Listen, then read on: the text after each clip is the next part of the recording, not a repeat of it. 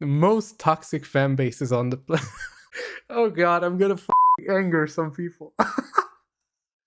uh, I've been disappointed in Star Wars for like a decade, and if you clicked, there's a good chance that you probably feel the same way. While the Obi-Wan show was okay to decent, it got me thinking, how did like the biggest multimedia franchise turn into what it is today, when they have all the resources in the galaxy available to them? Creative talent, money, marketing, backed by the second biggest media conglomerate in the world. How is it then that they can't make something extraordinary? At glance value, it seems impossibly unlikely that they would miss the mark so many times. And then it occurred to me, what if Disney is not the problem? What if it's us?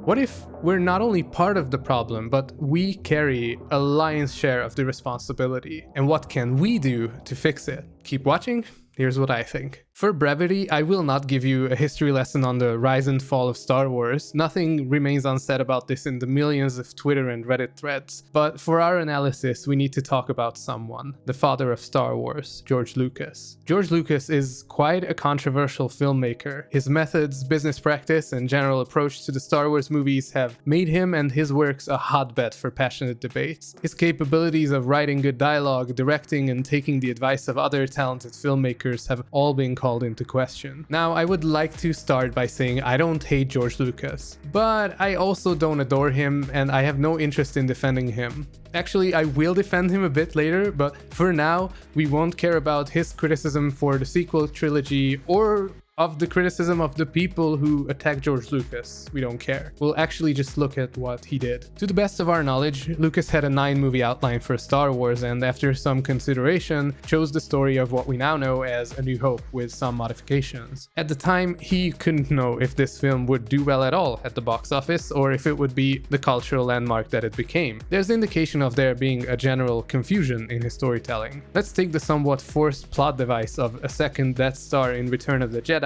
Vader suddenly being Luke's father in Empire Strikes Back, and Yoda's words on another, that originally supposedly meant an entire new character. Now, some of this is debated. Lucas himself likes to claim he knew all of this in advance, but I personally feel a very strong sense of Lucas just making up the story as he went. Of course, with some inspiration from co-creators and his original outlines for the Star Wars universe. But in my opinion, he didn't set up these plotlines well in advance, with the foresight of all the 6 movies, following a strict business plan. But he was the primary creative visionary behind this original trilogy and to some extent the prequels as well. So you could very well argue that the OT was a scrambled mess of a trilogy and that the prequels were only somewhat coherent because of the fixed endpoint. And you would probably be right. But I think you cannot deny that the overarching vision and passion for the universe and characters was there. All of the events was distinctly centered on the slave-born Anakin Skywalker, who went on to become the most feared Sith Lord in the galaxy, who ultimately also destroyed the Empire he was serving with the help of his son. That is a very clear story. And then Disney swooped in, destroyed most of the impact of the final movie, got new directors and writers for each thing they did from this point on, who came up with such a mess of a plot that I can't even summarize them in one sentence like I just did for the original 6 films. And this is the perfect segue into what I want to talk about. Even if you disagree with my assessment of Lucas's lack of planning and you claim it was all dreamed up by him in 1975 and written in golden ink onto a parchment that they then locked behind bulletproof glass and then recited from for the following 30 years, it is nowhere near the amount of planning that Disney and Marvel puts into the cross-referencing, hype-building, ticket-selling, multimedia content release machine that they operate, that weaves a coherent cinematic universe with a bunch of stories that all come to their conclusion in a perfectly performed crescendo at the height of audience interest, shattering every record in the book with 1/10 of the creativity of those who worked on the original Star Wars movies, Lucas included. Comparing George Lucas's films to Disney's is like comparing your favorite brand of soda to the same brand of soda, but after they got bought out by Evil Corp. The old product was great, you know, it was iconic, but then they got a buyout offer and they couldn't refuse it anymore. And now your favorite drink's coming out with a new flavor every month, full of preservatives that give you cancer, and to top it all off, they use forced labor in China, where they pay pennies to the people working there, and they have no insurance, and they only get vacation when they die. But the packaging is prettier than ever, and they care so much about equality. Forget about the China situation. By the way, this is a hoax. Don't believe everything you see on the internet. Both posters were used all around the world. There's plenty of questionable stuff going on in China, but this is misinformation. But I still stand by Disney not caring about social justice. It's a textbook example of virtue signaling, probably compensating for their anti-Semitic past. But my argument isn't even good old Walt being a bit of a prick. It actually has to do with how companies operate by their nature, but more on that later. So unlike George, Disney has a great business plan. And that's where the problems begin. So when Disney came in, they inherited all the keys to success. A huge IP, a massive fan base, tons of characters and stories to explore, literally a gold mine. And that is exactly what they saw, a gold mine, but not in the way I meant. They saw dollar signs. And this is obvious. I'm not here to tell you that huge multimedia corporation is greedy. Fucking duh. Like, I'm pretty sure in most people's heads, Mickey Mouse is now a symbol of greed. But instead, let me hit you with another silly analogy that only kinda works, because that's what I do. Let's just say that I'm the CEO of the biggest fast food chain. I have unlimited resources, so my company just buys whatever it wants. So I make an offer to the most successful 3 Michelin star restaurant, and the owner wanted to retire anyway, so he accepts. Now I have the restaurant itself, the head chef, the staff, recipes, I have a great reputation, and I have the best ingredients. I have the perfect tomato sauce straight from Italy. I have ground meat rich in flavor. I have the perfect pasta that is al dente if you just look at it nicely. I have Parmigiano Reggiano that has been aged for years. I have it all. So you're probably thinking I could make the perfect dish right now. I have everything the previous owner had, but I have more capital to do it with. But I have a better idea. I think I can make more money by not cooking at all, and here's the trick. I fire the staff, I tear the whole building down, and I just build a warehouse instead. I don't hire cooks, I don't hire waiters. I hire instead 200 marketers that tell everyone by the sheer power of my capital that I have the recipe for success. Everybody loves my 3-star Michelin restaurant, and you can get rich by just buying my product that I ship to you straight from Italy through my warehouse. Better yet, you can buy my recipes that I fine-tuned with my star chefs for 50 years, and you can use the name of my fine establishment that I just drove a fucking wrecking ball through. And that is essentially what Disney did. Is my analogy a bit out there? Yeah, sure. It's not like George Lucas's films were 3 Michelin star restaurants, right? But I hope you understand that all I mean is we took something handmade and we turned it into a very simple and effective business plan. A conveyor belt of movies, spin-offs, TV shows, Baby Yoda merch, and endless fucking fan service where we cater to Redditors quoting lines from the 1970s, shipping characters that have no chemistry whatsoever, and where apparently all the creative decisions we can actually talk about anymore is how the new stuff is or isn't living up to the originals. There's a painful lack of vision. Nobody runs the show anymore. All of it is sold out, turned into a consumer product instead of a cultural event. Disney's soulless greed, the writing rooms where a bunch of people decide what color lightsaber this new character must have based on control groups, where they tick political checkboxes more than creative ones, and where they do nothing without first gauging public opinion on it, just ruin Star Wars. So am I blaming Disney for the decline of my beloved Star Wars? No, I don't. But why is that, I hear you ask? Essentially, as I said earlier, I don't blame supermassive companies for their greed. It's just their nature. They are not a person and they don't have a conscience. Calling them out for treating us like cattle is not what I'm trying to do here, because as admirable as it is to stand up for yourself like that, nobody's there to listen to our pleas, and we all know that. They see us only as consumers and nothing more. Actually, I shouldn't say they, I should say it. Disney has no soul, no identity. It is not really evil in a moral sense. It can't be, because it has no sense of morality. And there are people in Disney, surely, that are moral people, but it doesn't matter. If a moral person encounters a situation in the company where they have to make the moral but not profitable decision, the board will remove them. It's just a vicious cycle. So are there solutions to the problems I mentioned? There are. Well, first of all, they could start writing stories. I know, I know.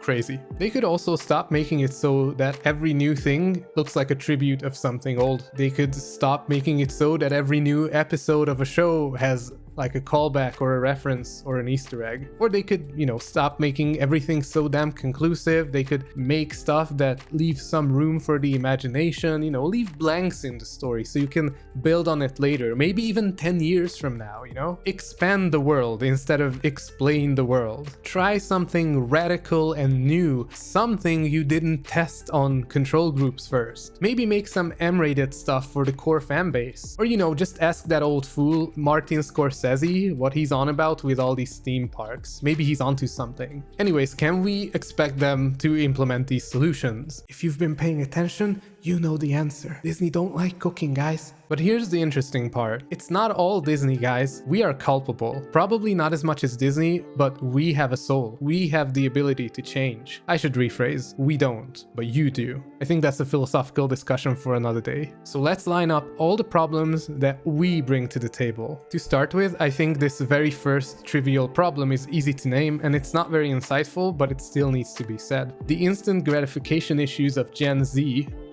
who am I kidding? It's ever since millennials are making it so that everything needs to be satisfying instantly. TikTok culture. Not only can you not build a narrative throughout multiple entries, it also feels like you always have to do something bigger every time. So you get this ever-increasing epicness problem. Grandiosity can hit saturation levels that make it impossibly overwhelming and even difficult to just enjoy a nice little story at this point. This is also not just a Star Wars problem, it happens in other media as well, and of course these things also amplify each other. They try to one-up each other all the time. It also means that Star Wars is now kind of too big for anyone to be able to touch it. In a cultural sense, we have too many chips at the Star Wars table, and just like some companies, it is now too big to fail. Creative people trying to make something get railroaded by marketers who know what we want, what we won't tolerate, what sells, and what doesn't. Because Star Wars is as big as it is, it has to appeal to a wider and wider audience because a vocal minority of people can ruin a cool movie completely with the mob mentality they trigger. And the more people watch something, the higher the chance someone will start handing out pitchforks. This also shows how entitled we got. Every piece of media is analyzed to bits even before it has time to land, and the expectations are absolutely impossible to match now. Everything has to be something. It has to be this, and it has to be that. Episode 1 has to be without politics, and Episode 9 has to be with Snoke as the villain instead of Palpatine. I'm not saying that these kinds of criticisms are not valid, but it is a fact that we expect things and demand that things develop in a certain way.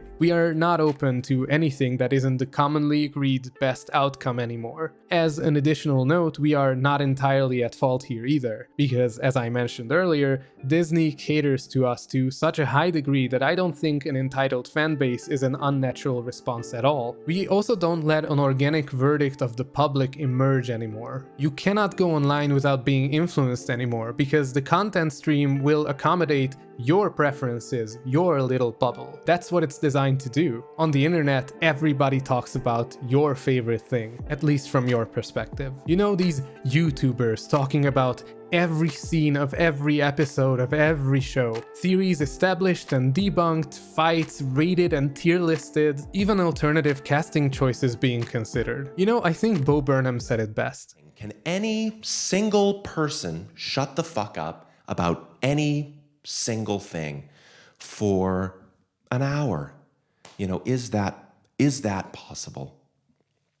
But I'm not the only one guilty here, you are too. You buy their shit, you buy into their hype. You treat your favorite thing like this unfailable deity. You are tribalistic and pretentious and you act like you know it all. Yes, you too. Well, most of you. Not you watching, of course, everybody else, I mean. And let's not forget who bullied Lucas into selling Star Wars. It was one of the most toxic fan bases on the planet.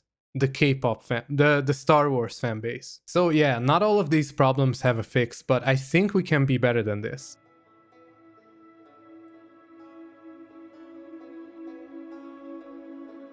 I mentioned that Disney has no responsibility for us, but I think we have a responsibility for ourselves. This is just like in politics. Do you think the system gives a shit about you? Look, I'm not that nihilistic, there might be politicians who do, but politics is just like a media conglomerate. If there's votes to get, and if there's profit to realize, they'll throw anyone under the bus. But we decide what sells and what doesn't. We shape the world with our consumer decisions, be that at the polling station or the supermarket. Yes, politics is just as much a consumer product in this day and age. That's a big topic. And you can call me naive, and that would make you look really, really cool, but then I could call you a postmodernist, defeatist, misanthropic, nihilistic fucking troll who believes in nothing but tearing shit down, and then we'll be even. By sharing our ideas and opinions, I think we can make a difference. As much as politicians try to hack democracy with populism, and media conglomerates try to hack capitalism with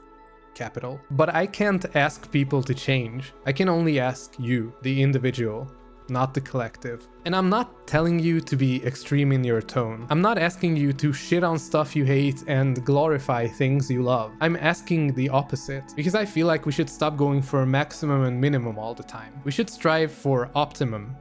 A balance in the force, if you will. So let's take our favorite things and criticize them, and let's take the things we didn't like so much and find the beauty. Let's be lenient and let's be critical, but don't be guided by your feelings.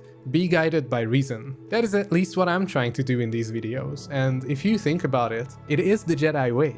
Look, I know hot takes are fun, but if you want to voice a serious opinion, hot takes are the devil. I know that the appreciation of art is guided by our emotions, our feelings, and not something that can be objectively defined. But we can still be charitable, even towards Disney. We can find things to enjoy, but be mindful of problems as well. Don't hate episode 1 for Jar Jar Binks. Just recognize that it laid the groundwork for the best politics in the entire saga, and dislike the movie despite of that. Don't just praise Empire Strikes Back for its incredible cultural impact. Recognize that the Yoda parts were kind of weird, and love it despite of that. Don't be a fanatic.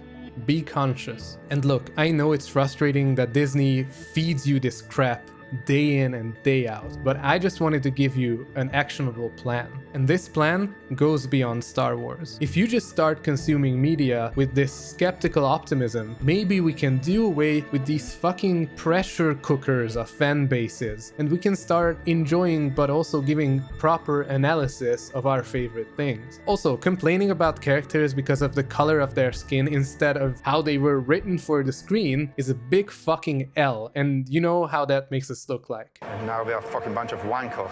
Yeah, bunch of fucking clowns here. And hey, if you're still worried, let me tell you about the natural life cycle of cultural phenomena. There are peaks and valleys, but there will always come a better day. And they can't take our stories away from us. They can certainly try, but that's why headcanon exists. And who knows, maybe Star Wars has to die again before it can rise from the ashes. But do you have hope for the future? Do you think Disney's the problem? Do you think it's us? Do you agree with anything that I said? Let's discuss in the comments. Thanks for listening. Special thanks to the people who support Glance Value on Patreon. Some got to see this video early, and some receive a developer commentary of every video, including this one.